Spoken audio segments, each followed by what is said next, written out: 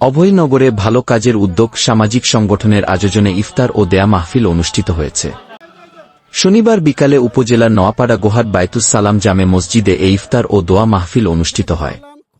বিশিষ্ট সমাজসেবক ও সংগঠনের সম্মানিত উপদেষ্টা শাহজাহান খলিফার সভাপতিত্বে উপস্থিত ছিলেন প্রধান উপদেষ্টা শেখ জাফর আহমেদ, সংগঠনের সভাপতি অবসরপ্রাপ্ত আর্মি মোহাম্মদ আব্দুল জব্বার, সংগঠনের সাধারণ সম্পাদক সাইফুল ইসলাম টুটুল, উপদেষ্টা আব্দুর রাজ্জাক শেখের সার্বিক পরিচালনা। আরও উপস্থিত ছিলেন সংগঠনের উপদেষ্টা সাংবাদিক বি.এম. শামসুর রহমান জসিম, শাহাদাত হোসেন ব্যাপারী, মাসুদ সর্দার, বাবুল আকান, বিজয় কর, সহ সভাপতি সুরুজ উদ্দিন সাগর, সহ সাধারণ সম্পাদক নাজমুল হোসেন, সাংগঠনিক সম্পাদক জাহাঙ্গীর আলম জুলহাস, সহ সাংগঠনিক সম্পাদক আলম হোসেন, সমাজসেবক কাউসার চৌধুরী, শাহজালাল খোকন, আরব আলী সহ অন্যান্যরা।